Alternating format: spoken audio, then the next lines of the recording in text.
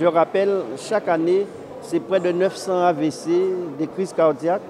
Et toutes ces différentes maladies cardiovasculaires, c'est pratiquement 2500 par année. C'est 6 à 7 Guadeloupéens qui sont concernés chaque jour.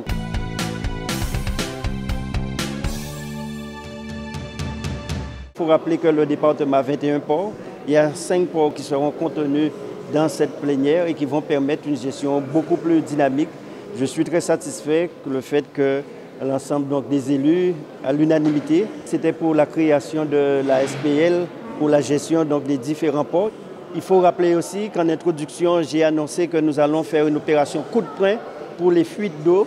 Et ceci, dès la fin du mois de novembre, nous allons investir pratiquement 6 millions d'euros pour les fuites d'eau, mais également les investissements de 27 millions concernant la réfection des différents réseaux. Donc, nous, ce que nous voulons, c'est qu'ils puissent avoir cette opération et soulager les Guadeloupéens qui sont victimes de ces coupures, de ces tours d'eau. Hier, il y avait une réunion avec le syndicat, la préfecture, où un plan a été validé, mais la contribution du département, c'est de manière immédiate.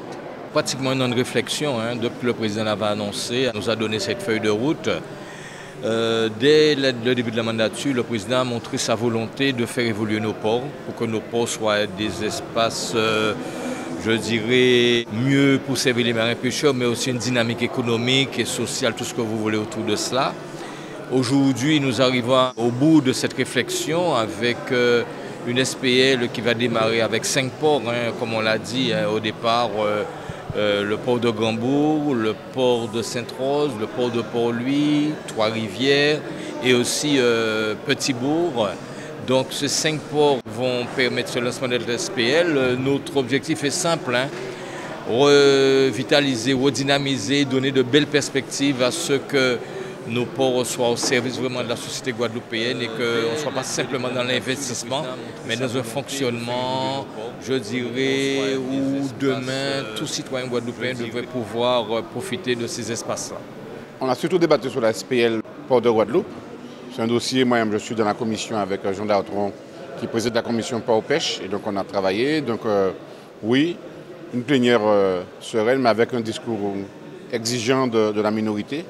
On a voté pour, on est dans une démarche constructive, mais on est vigilant sur cet outil qui nous paraît intéressant pour ce qu'on appelle le développement de l'économie bleue en Guadeloupe. C'est important pour que les ports puissent être des outils de développement sur le territoire. Donc de les regrouper à travers la société publique locale, Port de Guadeloupe, me paraît pertinent. Ça correspond à ce qu'on a voté en début de mandature sur les ports structurants. Port de Sainte-Rose, port de Trois-Rivières, port de Port-Louis, de Marie-Galante. Les ports, il y a une activité. Et donc, on trouve que c'est intéressant. Nous, on souhaite aussi que d'autres ports, sur d'autres territoires, fassent la demande pour entrer dans la SPL. Et donc, c'est pourquoi nous, on a fait un discours exigeant pour dire on souhaite avoir un pilotage et des points d'étape et de faire un bilan après les 2 ans pour voir comment ça fonctionne. J'ai moi-même fait une intervention pour demander aussi que, compte tenu de l'importance de la minorité, qu'on travaille d'une manière constructive, qu'il y ait un autre membre de la minorité qui participe à la gouvernance. Donc, le président s'est engagé à régulariser cela. Oui, donc pour confirmer que une plénière sereine et constructive ce matin. Il y a eu un vote unanime concernant la SPL et puis la minorité a proposé que nous ayons un comité faisant intervenir les autres partenaires. C'est sans aucun souci. D'ailleurs, c'était déjà prévu dans la constitution de cette société. On voit bien ce qu'apportent les ports actuellement sur les territoires. Et je pense qu'on a un retard au niveau de la Guadeloupe et que la question de l'économie bleue, c'est une filière à développer.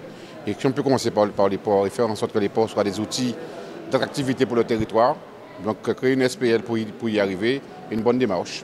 Également, il faut souligner la résolution qui a été proposée par les conseillers départementaux concernant la situation du CHU, puisqu'il faut rappeler que cela fait 6 semaines qu'il y a un mouvement au niveau du CHU. C'était la cardiologie, ensuite la blanchisserie, ensuite le brancardage.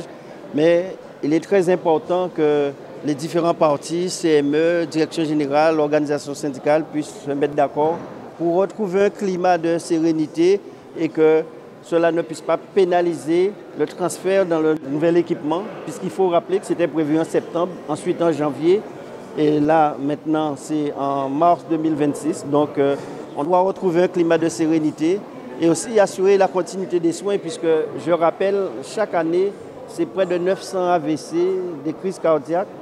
Et toutes ces différentes maladies cardiovasculaires, c'est pratiquement 2500 par année. C'est 6 à 7 Guadeloupéens qui est concerné chaque jour. Donc vous comprenez cette nécessité que l'offre de soins soit toujours possible et que les différents services puissent fonctionner. Puisque comme j'ai eu l'occasion de dire, à pas tout le monde qui est payé soit en Martinique, soit en France, et est-ce que l'hélicoptère là qui est arrivé.